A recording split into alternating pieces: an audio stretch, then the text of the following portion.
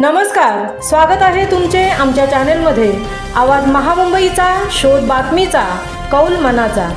चला तर मग आमचे चॅनल शेअर करा, लाईक करा आणि सबस्क्राइब करा। धन्यवाद।